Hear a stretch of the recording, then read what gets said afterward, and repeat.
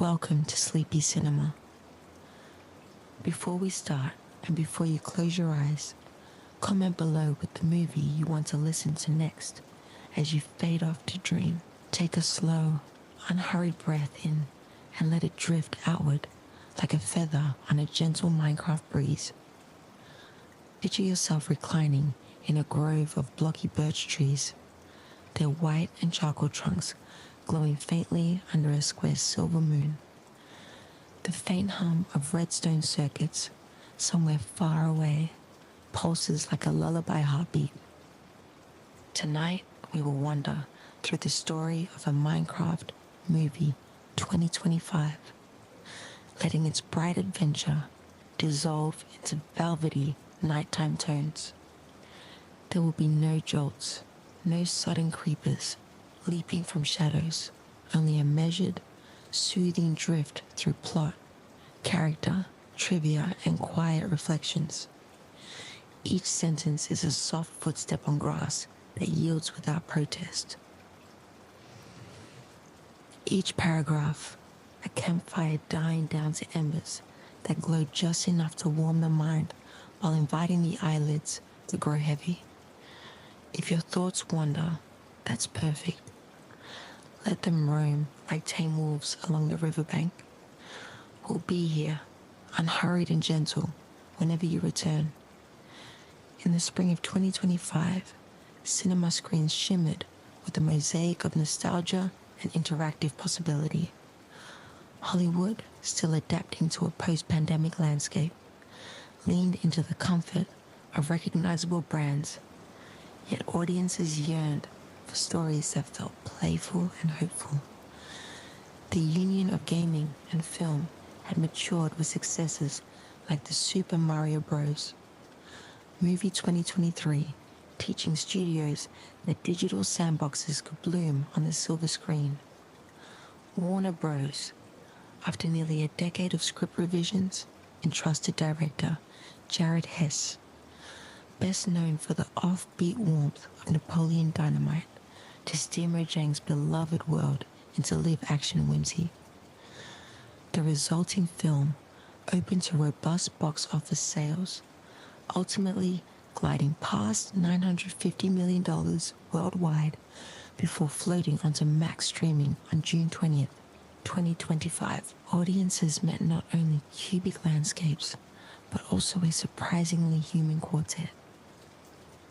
Garrett, the garbage man, Garrison Jason Momoa, a washed-up arcade champ running a cluttered game shop in suburban Idaho. Natalie Emma Myers and her younger brother, Henry Sebastian Eugene Hansen, siblings rooting after personal loss. Dawn Danielle Brooks, a buoyant real estate agent balancing optimism with overdue mortgages notices. And of course, the living legend of Minecraft itself, Steve, embodied with affable bravado by Jack Black, complete with the humorous in-universe ballad, Steve's Lava Chicken, that briefly perched on Billboard's Hot 100.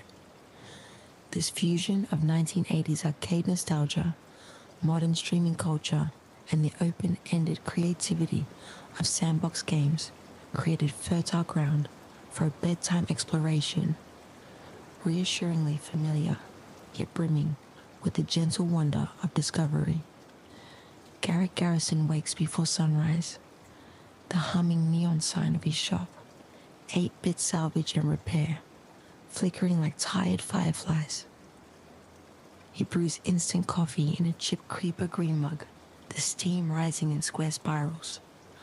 Once, in 1988, he won the National Galaga Championship. Now he fights spreadsheets and eviction notices. Momoa's portrayal softens Garrett's burly silhouette with world-weary gentleness.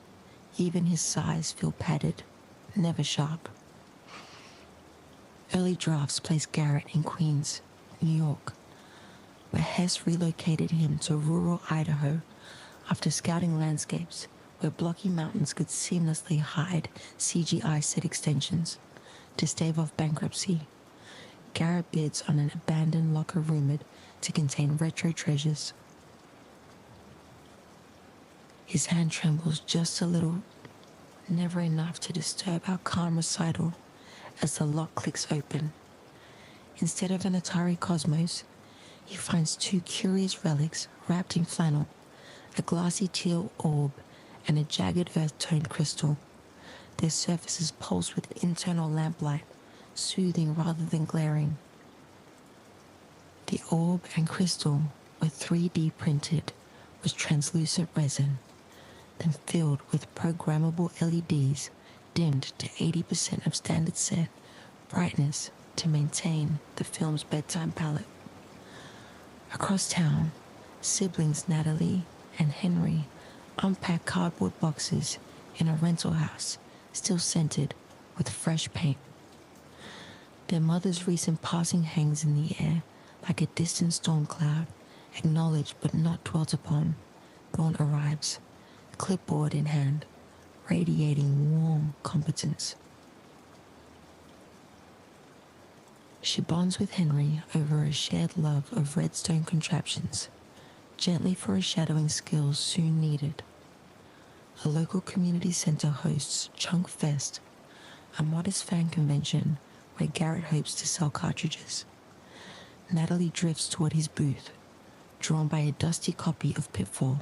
Henry fingers the glowing orb tucked in Garrett's backpack.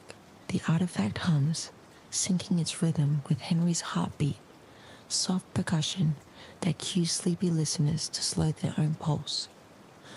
Before Jason Momoa produces chorded Chris Pratt. Momoa secured the role after improvising a lullaby-like monologue about joystick repair. A tone Hess felt matched the film's gentle undercurrent. Back at Garrett's shop, curiosity gathers like evening fog. Henry aligns the orb with the crystal on a repair bench. A dim aqua halo expands, not in a blinding flash, but a calm tidal glow. Shelves quiver, cartridges rattle like wind chimes. A circular portal of pixelated light unfurls, its edges ticking softly like a grandfather clock. There is no frantic scramble, only an inevitable, serene pull. Together, the four misfits step through. They emerge on a sunlit plain where grass blocks sway as if animated by whispers. The sky, a broad pastel gradient, stretches with dreamlike clarity. The sound design hushes to minimalist ambience. Distant sheep bleats, water burbling. Henry kneels, tapping the soil to watch it break into neat cubes. Garrett's worries loosen, floating upward like dandelion seeds. Tranquility persists until sunset paints the clouds pumpkin orange. Silhouettes spawn, blocky spiders with gentle, glistening eyes. Zombies whose groans resemble distant cellos. Fear stirs, but never spikes. Our recounting slows the heartbeat, focusing on the warm glow of Garrett's hastily crafted torch. The misfits shelter in a shallow cave, walls lit amber. Morning reveals Steve, blue-shirted and square-jawed, striding from a nearby forest with a bundle of birch planks. Jack Black imbues him with laid-back gusto, yet every shout is tempered, volume turned to library level for our slumbering audience. He patches the cave entrance with spruce doors and offers bread from an oversized inventory slot. Black Steve's lava chicken, though comedic, was mixed at a lower decibel range than typical chart singles, so even theatergoers felt cradled rather than jolted.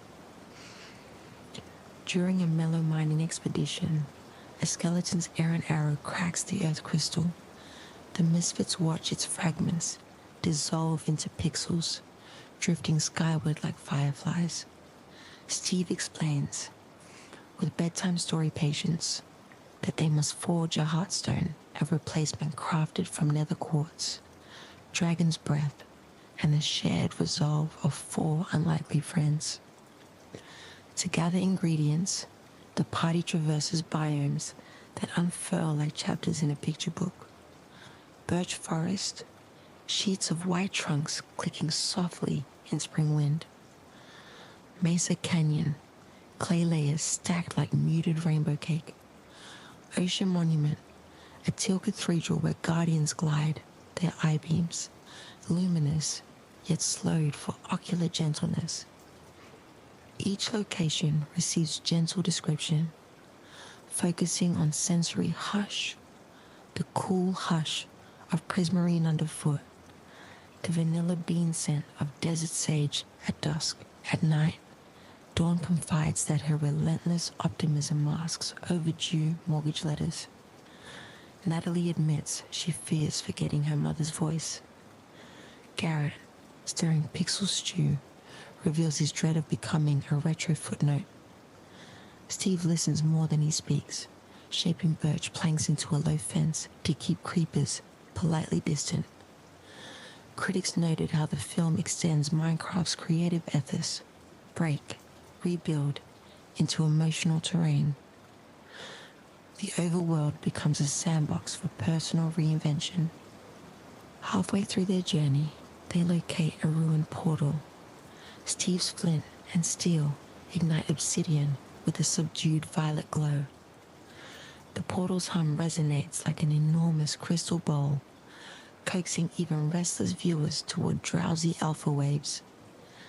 They step in, the horizon folding into amethyst mist. The portal sets our travelers on a broad, bezeled shelf suspended above an ocean of languid lava, its surface slow rolling like melted amber under a nightlight's glow. Heat arrives not as a blast, but as a deep, compressive warmth, wrapping ankles, then shoulders the way a heavy quilt settles on a winter evening. Ember sparks drift upward in stately spirals, never popping or crackling, only glimmering like cautious fireflies. Jason Momoa's Garrett inhales and murmurs, smells like cinnamon stone, and the microphone catches a quiet smile in his voice, an almost laugh softened by wonder. The filmmakers steered colorists to mute the classic Minecraft oranges toward persimmon and rust, shaving the light's blue component, so the screen never jolts the circadian rhythm. Composer Sarah Schachner introduces a three-note marimba motif. Low, lower, lower still, each tone spaced 6 seconds apart, mirroring the lengthened breathing of an audience already drifting toward delta waves. In the distance, pillars of basalt rise like giant tuning forks, humming at the edge of perception. Henry cups his hands around tiny air bubbles that travel upward from hidden magma pockets, giggling when each bubble pops in silence upon reaching the cooler nether air. Steve kneels, presses 2 fingertips to the basalt floor, and counts the slow pulse of heat. 1, 2, 3, a mantra for staying calm on alien ground. Director Jared Hess toured New Zealand's Wadamo glowworm caves years earlier and asked VFX supervisors was a bioluminescent hush. The result, ember particles coated the dim by 5% when clustered, avoiding any sudden hotspots that could jostle drowsy viewers. Beyond the shelf, a raft of striders, gangly, hot pink, and unhurried, waits near a warped fungus dock. Their feet leave ripples in the lava, the way fingertips disturb a bowl of warm milk. Natalie strokes one creature's velvet snout. The strider releases a bass note coo, like a tuba played sotto voce. Dawn, always the negotiator, feeds warped fungi morsels from an outstretched hand, and the strider squad leans forward as if bowing in gratitude. The travelers climb aboard woven mushroom saddles. Each strider steps with deliberate care, producing a rhythmic slurp-shaw, slurp-shaw. Listeners at home might realize their lungs have synced to that same cadence. Mid-crossing, Garrett points out lava curtains cascading from distant cavern ceilings. Waterfalls of fire slow to syrup speed, reflections of ember motes paint constellations across his irises, turning them into tiny night skies. Psychologists consulting on set confirmed that even gentle imagery of crossing dangerous terrain can spike heart rate to counteract. Hess instructed actors never to flinch. When a stray magma bubble pops nearby, everyone simply watches it form a perfect circle before it disappears. No raised voices, no sudden cuts. Basalt gives way to crimson netherrack ramparts. The fortress looms, yet torches lining each corridor burn low. More like birthday cake candles than roaring sconces. Shadows melt across ancient bricks in velvety gradients, where the skeletons patrol, yet their bone clacks are mixed to resemble wooden wind chimes steering 2 gardens away. Dawn takes the lead, mapping turns by counting her own steps. 22, turn left.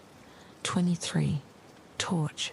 Each numeral breathed out through pursed lips, encouraging viewers to exhale right alongside her. Henry gathers small chunks of nether quartz from dusty alcoves, each shard ringing like chilled glass when pocketed. At a cross hall, the party pauses to admire crimson vines, weaving lattices up stone pillars, organic lace softening martial architecture. A flicker of flamelight glances off Garrett's cheeks. For a second, his beard seems threaded with copper. He whispers, "Strange place for peace," and Steve answers, "Wherever blocks meet purpose, peace can sprout." One lurking skeleton carries an etched shield reading TECHN OBLADN, never dies. A barely audible voice line, donated posthumously from the streamer's archives, mutters, "Keep calm and swing true," mixed so faintly that only headphone listeners in silent rooms will catch it. In a vaulted cavern whose ceiling curves like the inside of a grand violin, a lone ghast drifts. Its tentacles undulate with scarf, silk grace, and instead of hurling fireballs, it exhales luminous smoke rings tinged lavender. Each ring floats, expands, then fades without a hiss. Henry, ever curious, hums a descending minor third. The ghast answers with a lower octave, its voice reverberating through porous stone. A whale song slowed to half speed. Natalie joins, layering a soft harmony. The impromptu trio produces a chord so round and gentle that dust might settle mid-air, and even the fortress torches flicker a bit calmer. After one final shared tone, the ghast closes its eyes and drifts backward into violet gloom, leaving shimmering residue like dew on spider silk. Not far beyond the cavern stands an abandoned blackstone forge. Lava channels hum beneath grates, but airflow has cooled the crucible to bearable warmth, as if waiting decades for this quiet ritual. Steve retrieves ancient smithing tongs. Garrett places quartz on the anvil.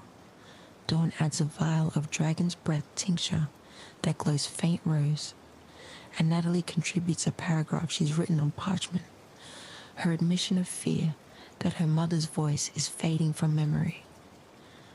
The forge's hammer floats via unseen redstone pistons, striking the alloy once, twice, thrice. Sparks emerge not as explosive stars, but as lazy embers drifting sideways. When the hammer lifts away, a palm-sized gem remains, the heartstone, crystalline and breathing with multi-hued pulses, turquoise on inhale, peach pink on exhale. Everyone instinctively mirrors that tempo. Dawn's eyes shimmer with relieved tears, but she smiles, letting one teardrop land on the heartstone. It disappears into the lattice without steam or sizzle. The heartstone prop used liquid crystal film behind micro-etched glass, so its color cycle followed ambient temperature.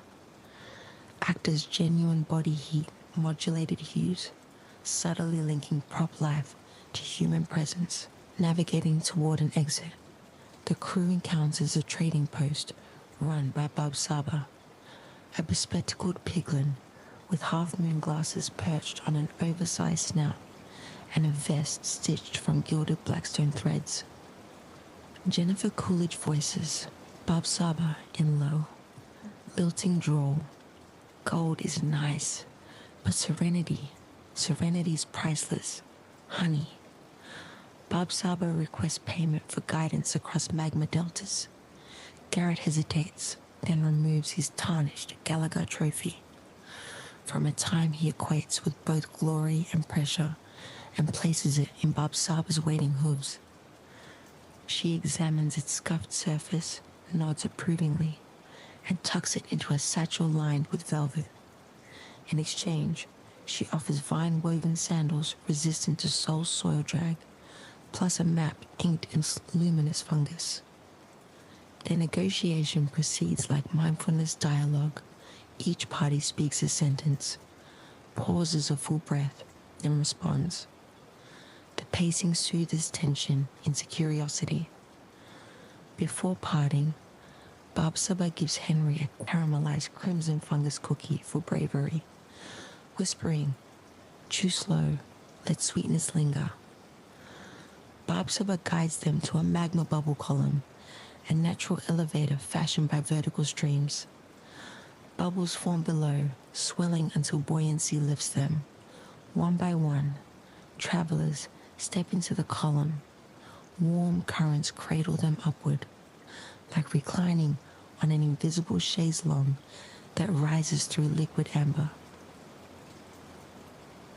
Garrett watches globs of semi-molten quartz drift alongside, light refracting in their depths like childhood marbles.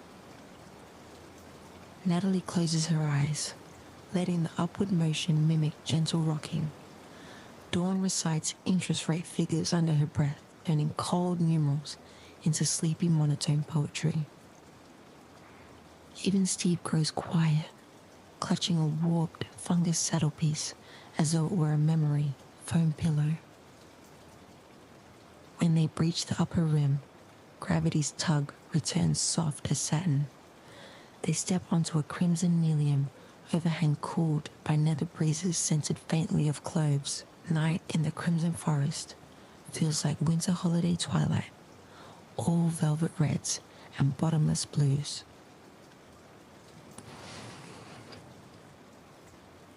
Strips of fungus bark glimmer with biophosphorescence, illuminating a clearing just wide enough for a campfire ring. But the travelers ignore flame, opting instead for heatless glowstone shards arranged in concentric scallop shapes, lanterns without flicker. Dawn digs into her satchel, retrieving unopened mortgage letters. One at a time, she reads them aloud, but renders each numeric into lullaby phrasing. 236 days. Past due becomes 236. Heartbeats closer to relief. Natalie knits. Henry feeds bits of netherrack to a curious strider calf that wandered close, and Garrett etches a doodle of his shop into a pocket notebook, drawing square after soothing square. The screenplay subverts dread by giving financial stress no discordant soundtrack, only human voice cadence slow enough to reframe debt as data, not doom. Therapists who previewed the cut applauded its stealth CBT technique. The next day, overwhelmed sunlight greets them like warm milk, and word of the heartstone spreads, faster than sprint speed, but lighter than rumor. A nearby village schedules an impromptu dusk festival. Mossy cobble streets are swept, chorus fruit juice steeps in wooden barrels, and paper lanterns, each shaped like a pixel heart, await ignition. At sunset, every villager hums a two-note loop C major, F major. The loop's repetition gently toggles auditory nerves into alpha rhythm. Garrett teaches local children to carve jack-o'-lanterns without jagged mouths. Each face wears soft crescents for eyes and a subtle curve for a smile, evoking peace instead of mischief. Henry strings lanterns between oak fences, measuring equal lengths so symmetry quiets the visual field. When the first lantern lifts, it rises steadily, flame shielded inside tinted parchment.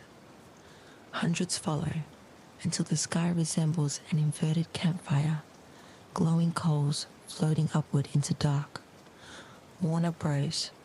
Partnered with mindfulness app Calm to host lantern lit virtual watch-alongs, encouraging viewers to inhale during lantern launch, exhale as it disappears into darkness. Amid the celebration, Natalie corners a spare loom block near the library. She unrolls skeins of wool dyed with lapis, purple, and honey. Each shuttle pass conjures a fragment of her mother, the smell of cinnamon bread, the rumble of an old station wagon engine, the warmth of hands guiding hers over piano keys. With each memory woven, Hearthstone pulses in matching hue, projecting iridescent halos around the loom.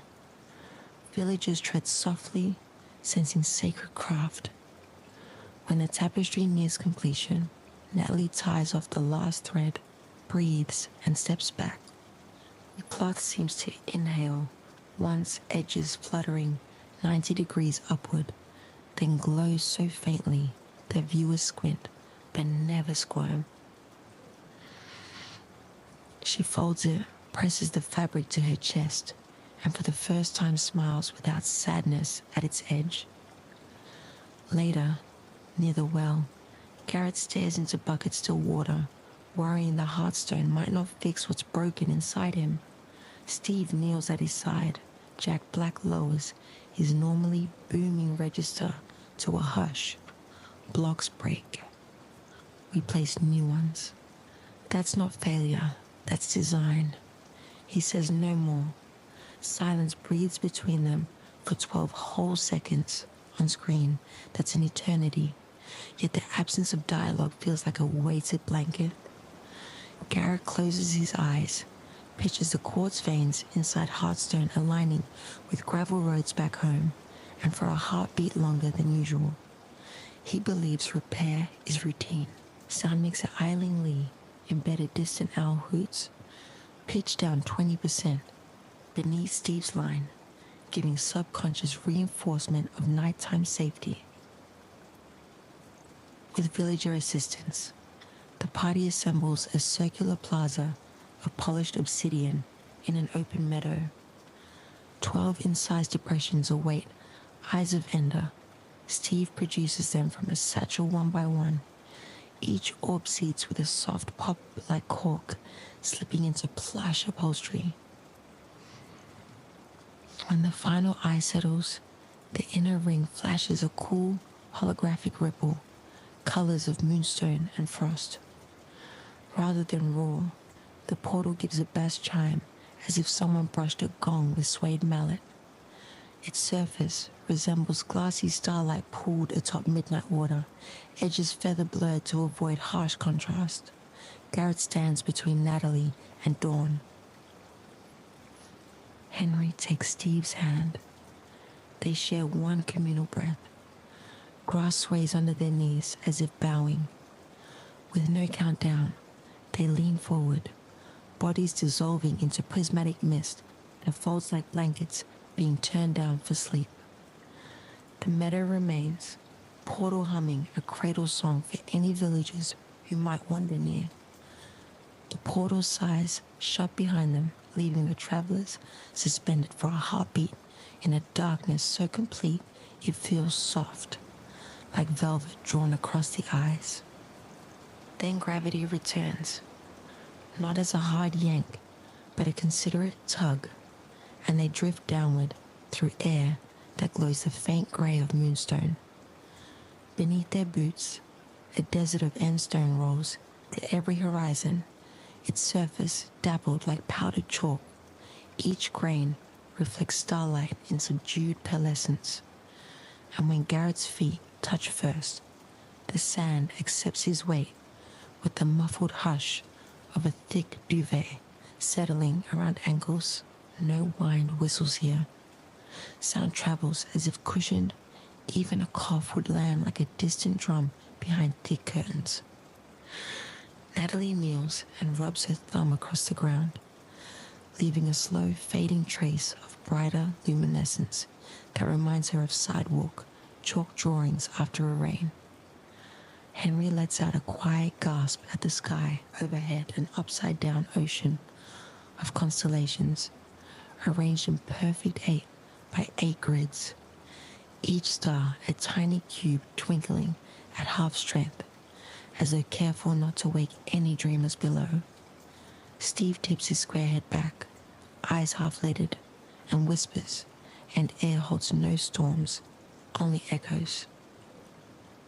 Cinematographer Craig Fraser aimed for an average scene luminance of 3 candles per square meter, roughly the of a child's nightlight, ensuring pupils dilate rather than squint.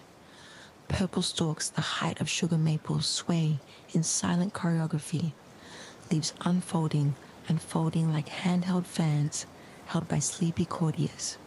Dawn brushes a fingertip across one leaf.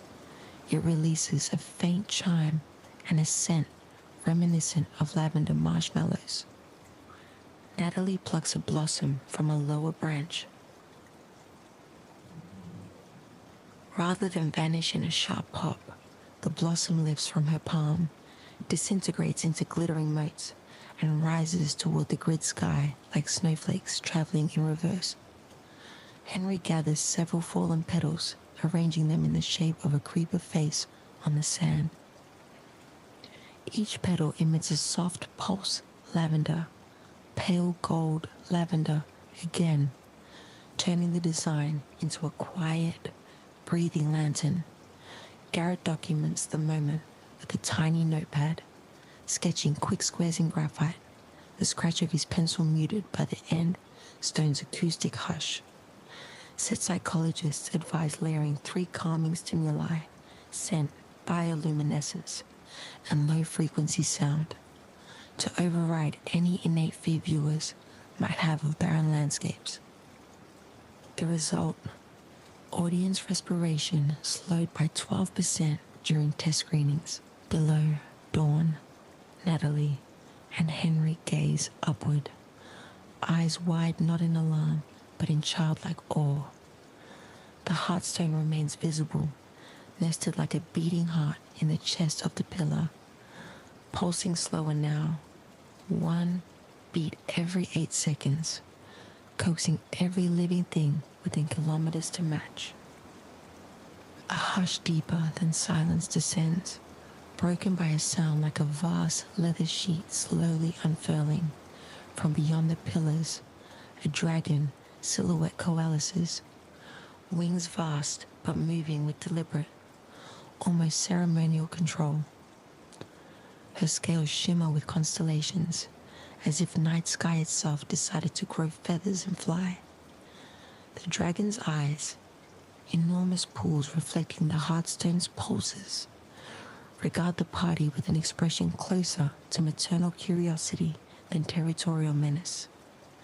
Instead of a roar, Astro releases a bass thrum, somewhere between a distant thunder roll and an enormous cat's purr. Sand beneath their feet vibrates like a low massage chair, reassuring rather than threatening. Astria banks once around the pillars, each wing beat timed like breathing. Lift, drift, glide, pause. Then she alights, 4 claws digging shallow trenches in endstone that fill with iridescent dust, luminous, yet comfortably dim.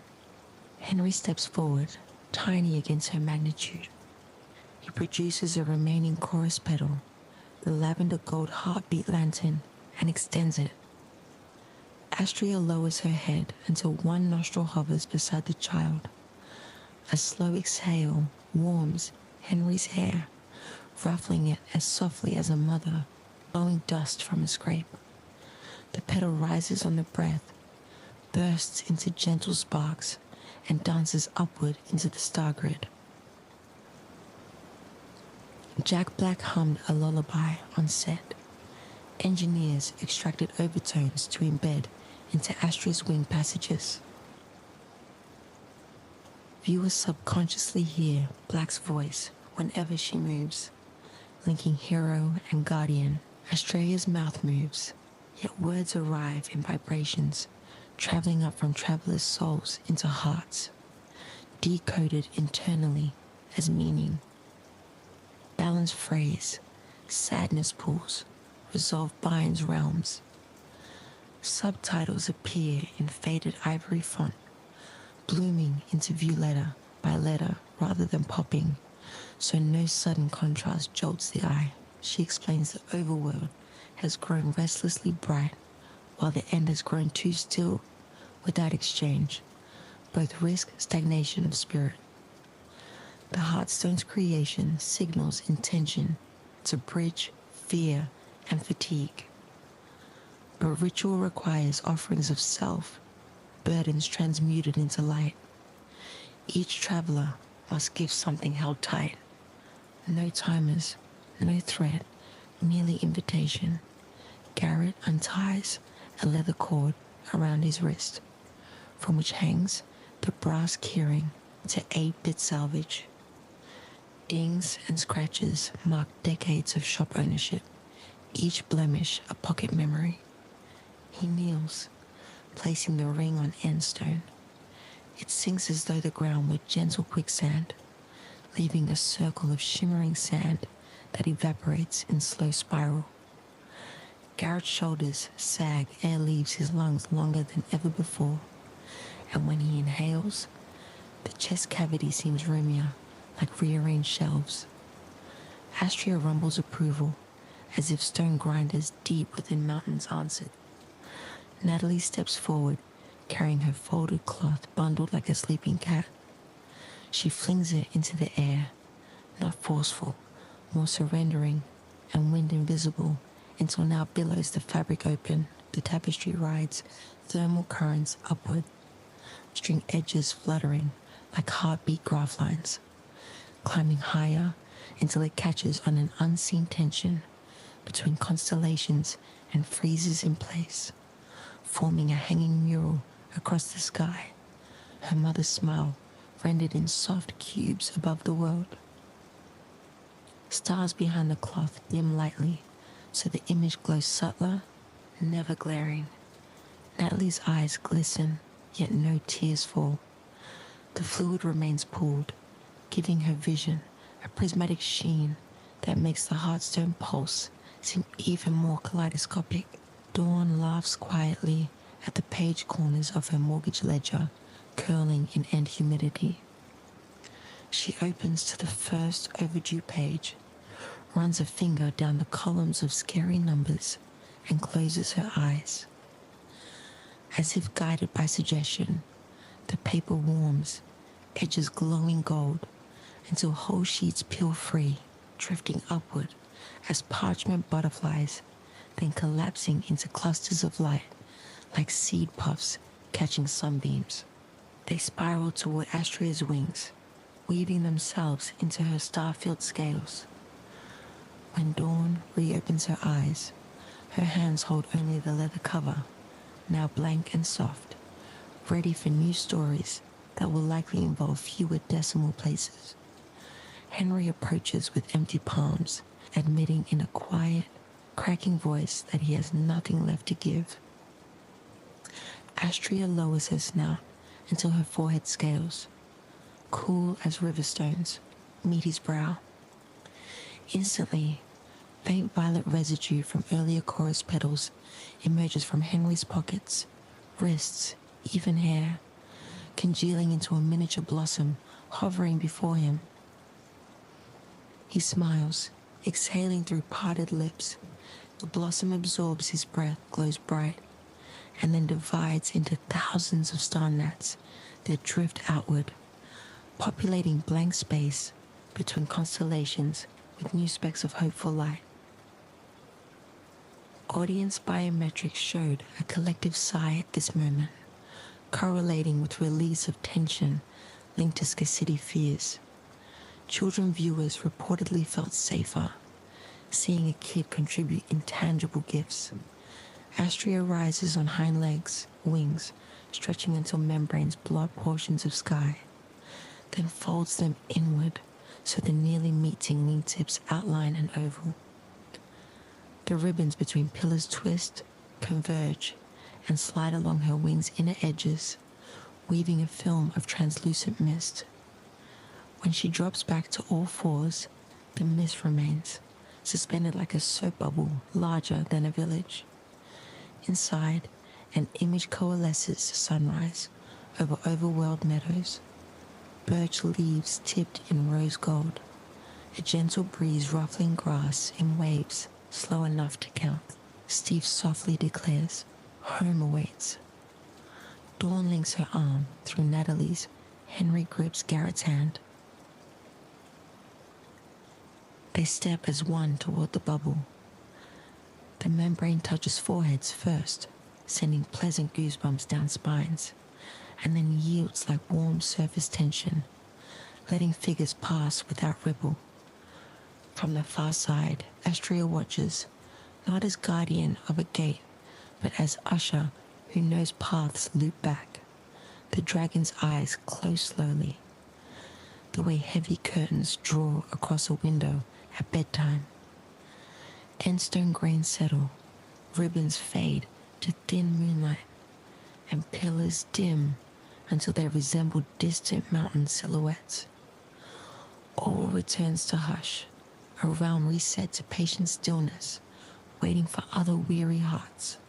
A single step out of Astria's shimmering gateway sets Garrett's boots upon an overwhelmed meadow just before dawn. Cool blades bend without breaking, leaving glimmering beads of dew on leather soles.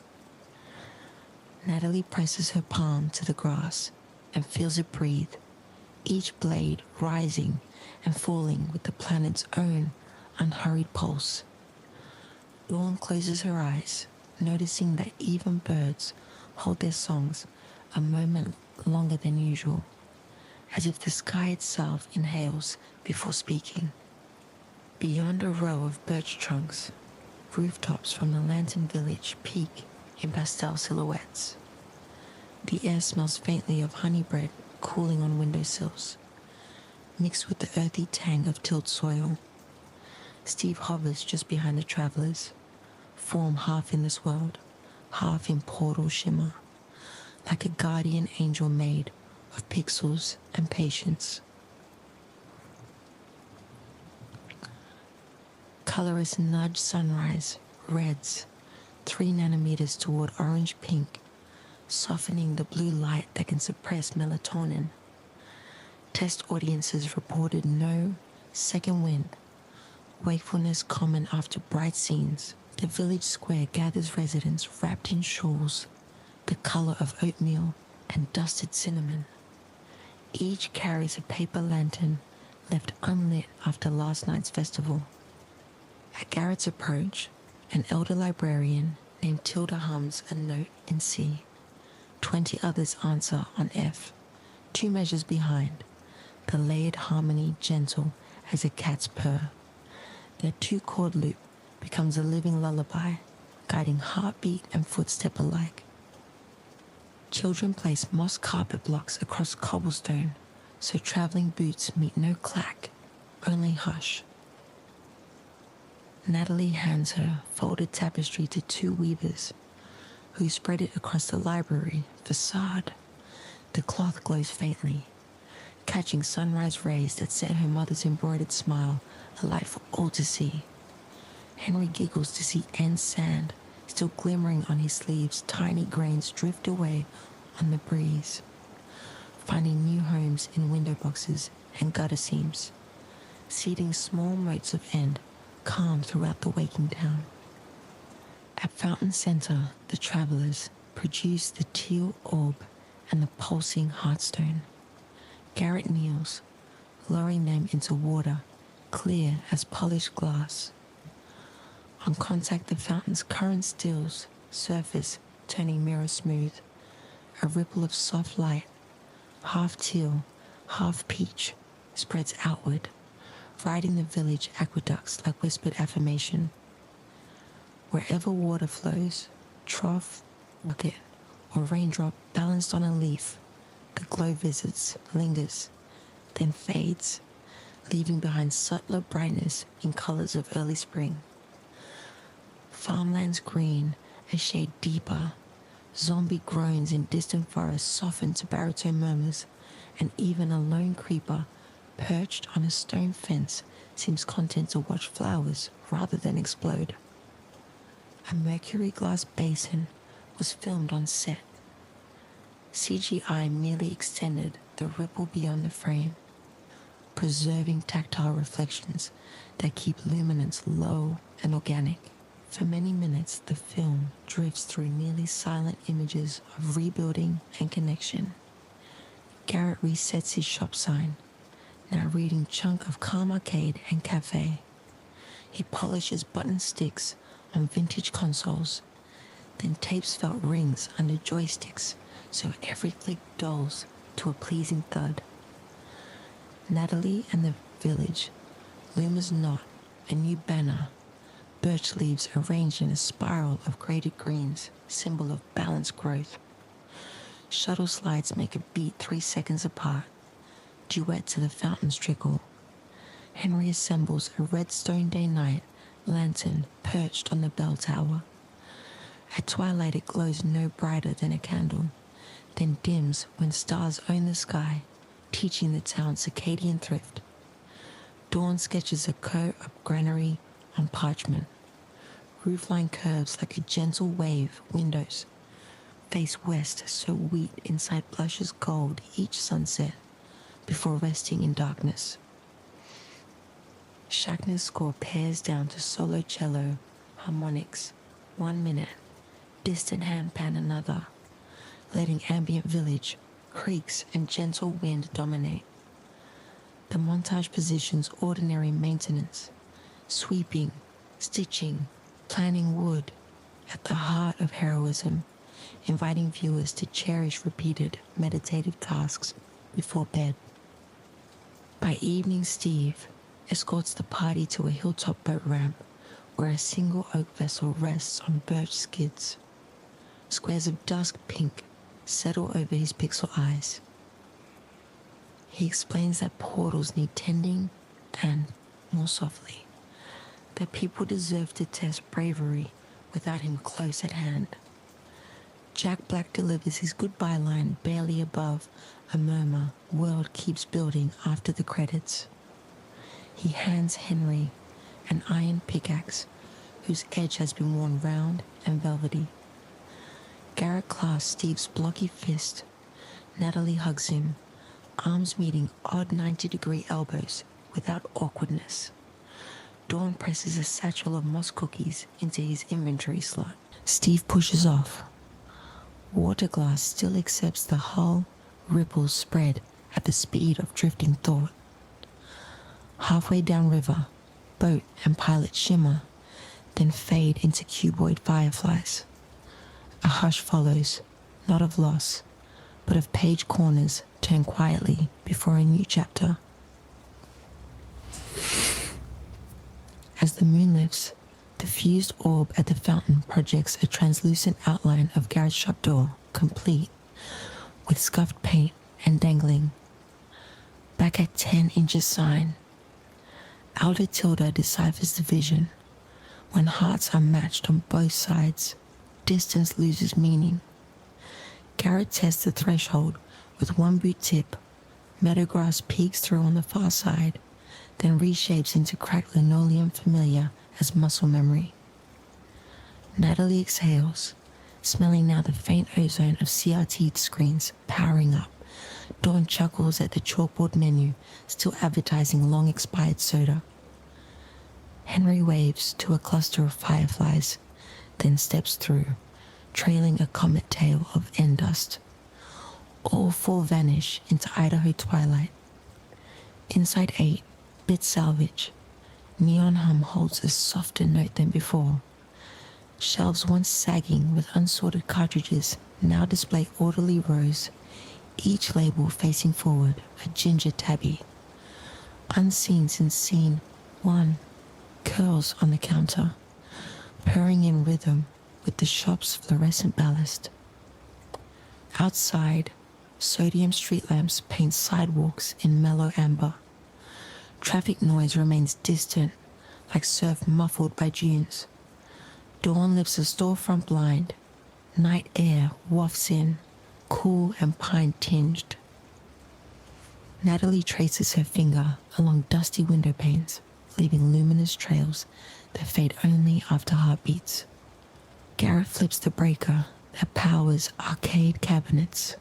Screens awaken without the shrill chime of coin drops, instead greeting customers with muted introductory jingles pitched purposely down an octave.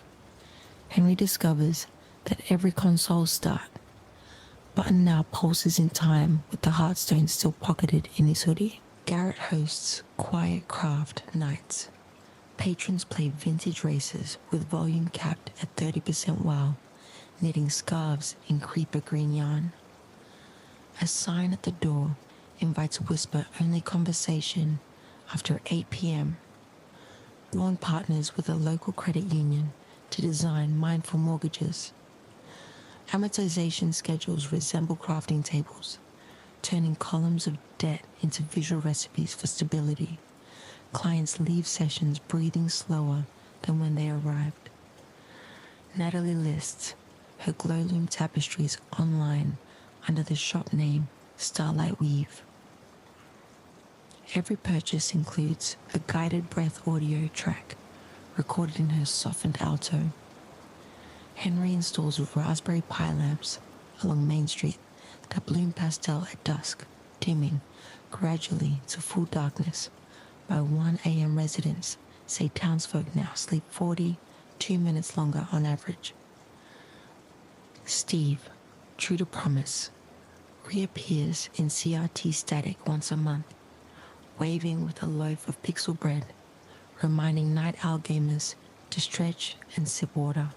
Sociologists studying the Idaho effect note reductions in after-hours screen brightness and a rise in communal crafting circles across the county, a fictional echo inspiring real-world watch-along communities. Awards whisper. The score earned an Academy Award nomination for Best Original Score. Composer Shackner credited recording at 55 beats per minute for its collective sigh effect. For box office glide. Final worldwide gross settled at $965 million on a $150 million budget, confirming mainstream appetite for low arousal blockbusters. Merch Zen. Mattel's plush slumber strider includes a heartbeat module beating once every 6 seconds. 2 million sold by holiday season. Fan ritual Reddit. Community. Our calm craft schedules. Global synchronized watch nights. Keyed to lunar phases. Discussion threads limited to lowercase letters. Media psychologists find 3 pillars behind the film's soporific charm. 1. Narrative cradle. Danger appears, but resolves through deliberate breath, pacing rather than battle crescendos. 2. Controlled luminance. No frame exceeds 20 candelas mirth, aligning with ophthalmology guidelines for pre-sleep screens. 3. Rhythmic dialogue. Average sentence length holds at 16 words, spoken every 4 seconds, encouraging natural entrainment into 0.1 Hertz heart rate variability. University of Helsinki's Media, Calm Lab, documented 22% higher plot recall for viewers who napped immediately after watching versus those who watched a standard action film. On a balmy June evening, Garrett, Natalie, Henry, and Dawn gather behind the arcade beside a small, stone-ringed pyramid. No flames leap. Coals radiate a glow equivalent to starlight. Square marshmallows roast on iron skewers. Chocolate melts at the edges, but holds shape. Pixel treats for pixel hearts. Garrett wonders if Steve sails still. Natalie imagines portals blossoming wherever children dare to forgive themselves. Dawn reads a postcard on birch bark from Bob Saba, tried serenity. Gold still shiny. Maybe both. Henry tosses a piece of chorus wood into coals. It snaps once, releasing a lavender spark that spirals upward, joining real-world fireflies blinking in 8-bit rhythm. There is no grand farewell, only conversation thinning to thoughtful silence, eyes lingering on embers. Crickets chirp at quarter speed, an owl hoots low C, answering the earlier village song. Black screen fades in, edged by torch glow.